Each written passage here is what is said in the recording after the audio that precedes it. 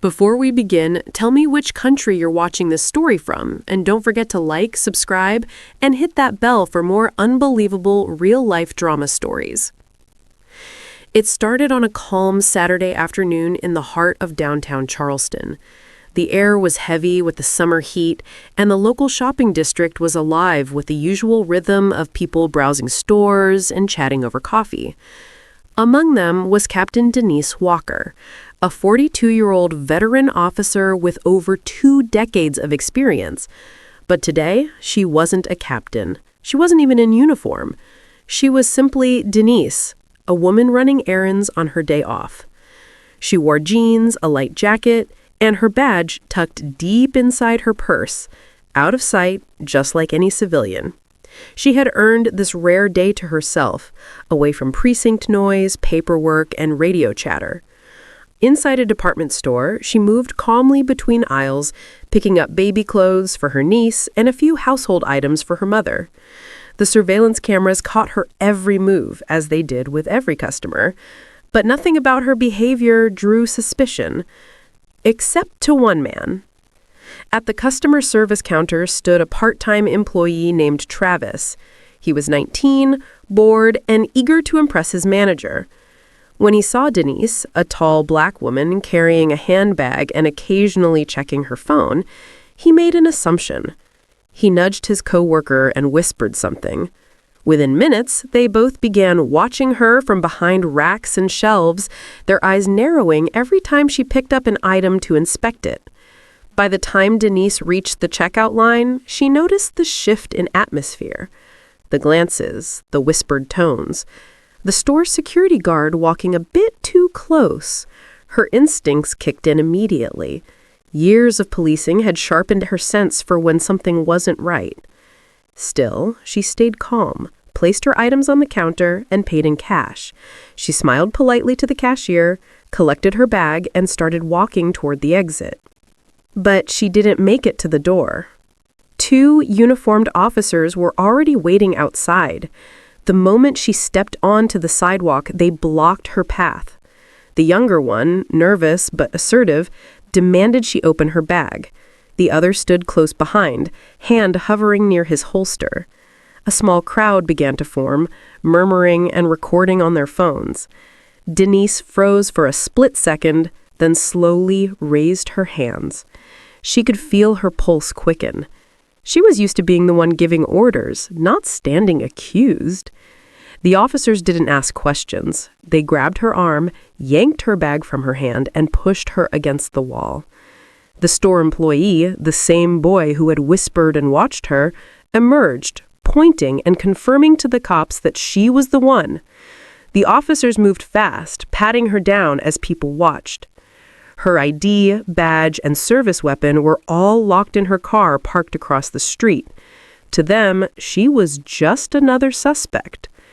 The crowd grew, phones recorded, a few shouted, others stared in silence. And Denise, who had spent years teaching younger officers about de-escalation, now found herself pinned in public, the very humiliation she had trained her recruits to avoid inflicting on innocent people. Inside her head, she ran through the options. She could reveal who she was, but in moments like these, panic and anger often make things worse. Instead, she stayed still, breathing deeply, watching, waiting. The officers accused her of leaving the store with unpaid items. They held up the bag, one she had a receipt for, but no one bothered checking it. The narrative had already been written in their minds. A suspect, a thief. Not a captain. She was cuffed and led to the squad car as the summer crowd parted. Her heart pounded, not from fear, but from disbelief. Years of protecting the public, and now she was being paraded as a criminal in the same city she had served faithfully. As the car pulled away, she glanced out the window at the store, the place where an innocent shopping trip had turned into a nightmare. She knew exactly what was coming next. The station, the paperwork, the faces of officers she'd worked beside now seeing her as a perp. But she also knew something else. The body cam footage, the store security tapes, the receipts, every ounce of evidence would tell the truth. And when it did, the fallout would be immense. The officers didn't know who they had in custody yet, and when they found out, their careers and the store's reputation would never recover.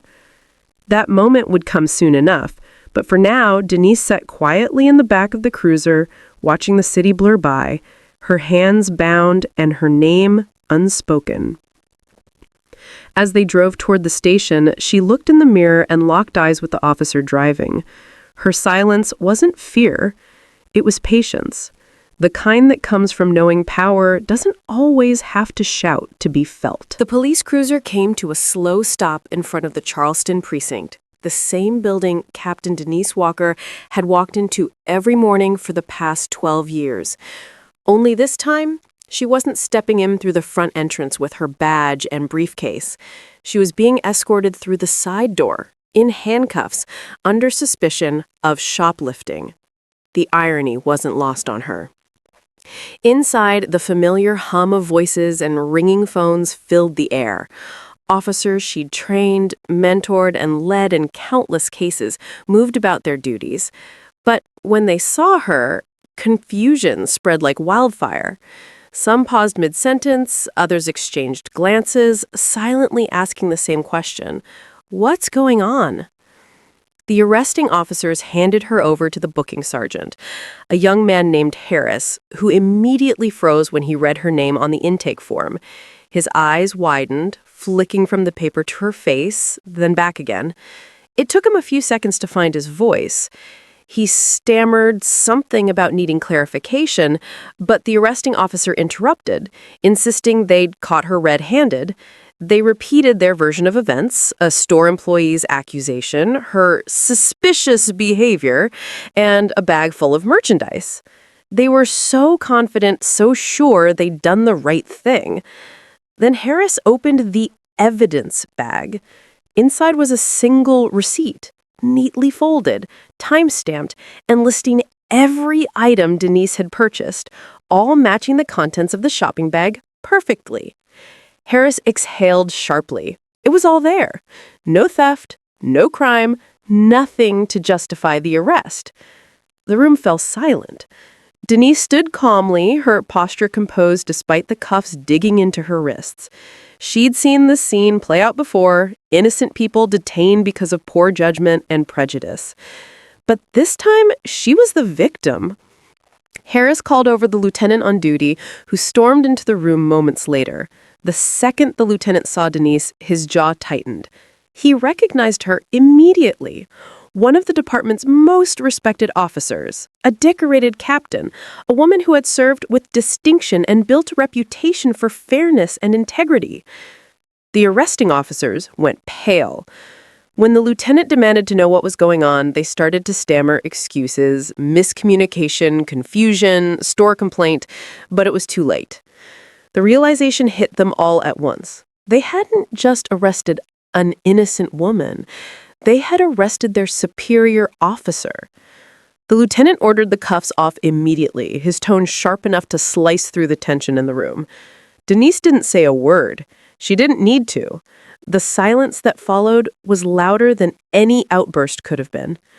Within minutes, word spread through the precinct like wildfire. The captain had been wrongfully detained by two of her own.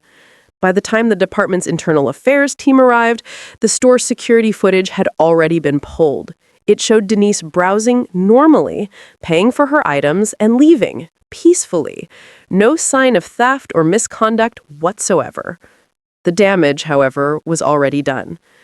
As Denise stood in the lieutenant's office reviewing the footage, her expression was unreadable.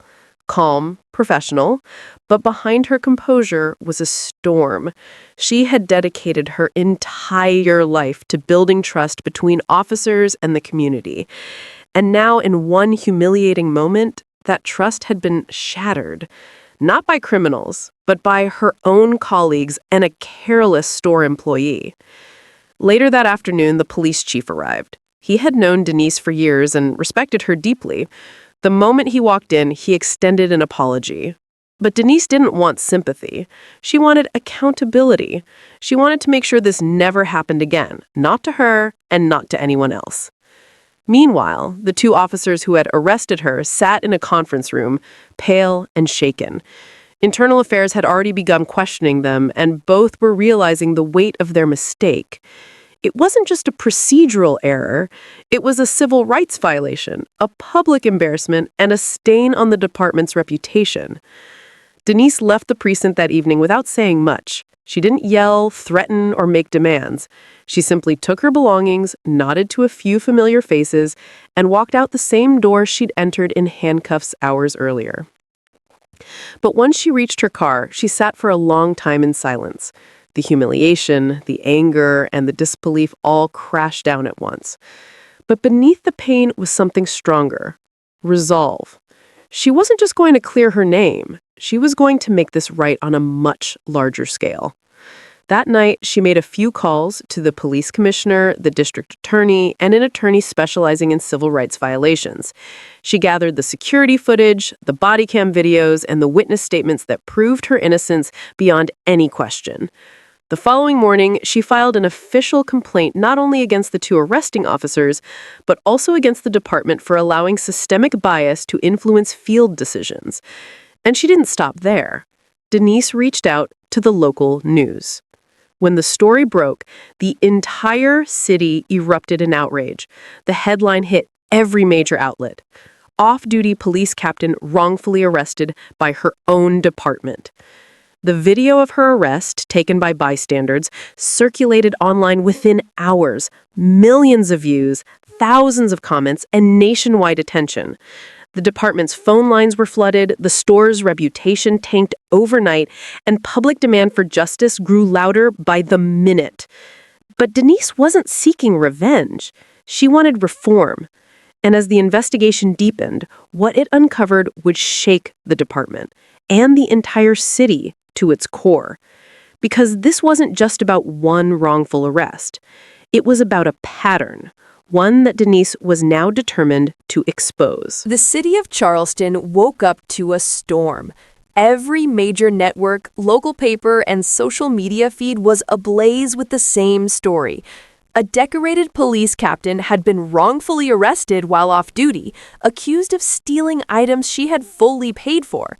The footage of her standing calmly in handcuffs, surrounded by the very officers she had trained, had gone viral overnight. People were furious. Community leaders called it proof of systemic failure. Activists used it to demand accountability. Even other police departments weighed in, some expressing embarrassment, others calling for reform. But inside the department, things were far more chaotic. The chief called an emergency meeting with the city's legal team, the Internal Affairs Division, and the mayor's office. Everyone wanted answers, and they wanted them fast. Captain Denise Walker sat silently through it all, composed as ever. But she knew exactly what she was doing. The department had spent years talking about transparency and accountability. Now, she was going to make them live by those words. The Internal Affairs report was released 2 days later. It laid out every mistake in excruciating detail. The officers had failed to verify the accusation, ignored body cam protocol, and hadn't checked the store's receipt data. Worse, it revealed that similar shoplifting arrests had occurred in that same area over the past year, and almost all the victims were Black. It was a pattern, and it could no longer be ignored. Denise had already known this. For months, she'd been quietly pushing for anti-bias retraining programs within the department, but progress had been slow. Now the incident that humiliated her was about to become the catalyst for real change.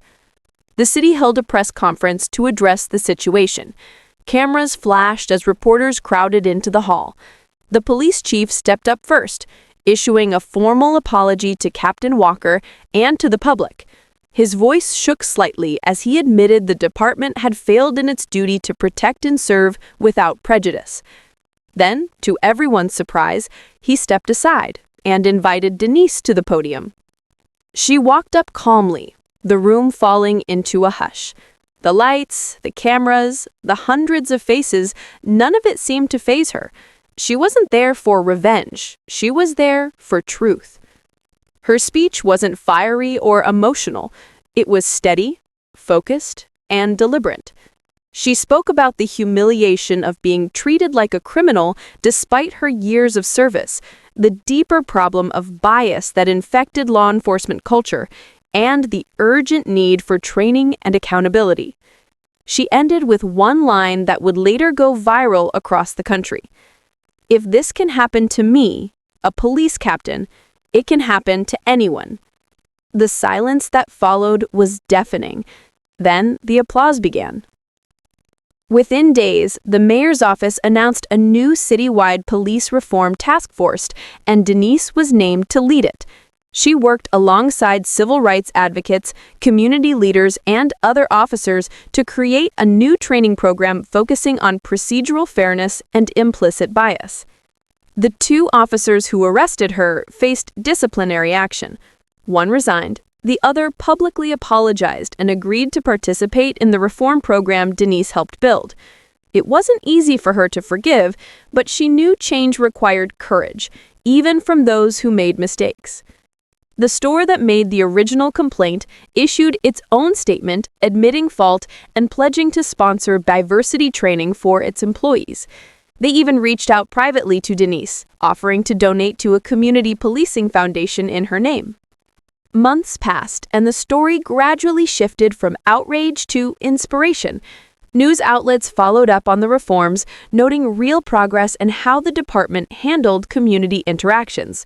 Arrest complaints dropped, bias-related investigations declined, and the department began rebuilding trust with the public. Through it all, Denise remained grounded. She continued her work quietly, away from the spotlight, leading by example, just as she had before all this began. But something in her had changed. She was no longer just enforcing the law, she was shaping it. 1 year later, Denise received an award from the governor for her leadership in police reform. As she stood on the stage, she thought back to that humiliating moment, standing in handcuffs, accused, disbelieved, and alone. It had been the worst day of her life, but in a strange way, it had also been the most defining.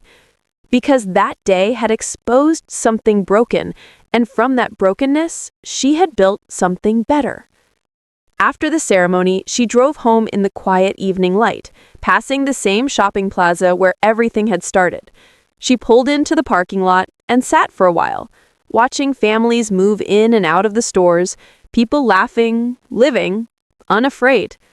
She smiled softly. Justice, she thought, isn't about punishment. It's about restoration. And that's what she'd achieved.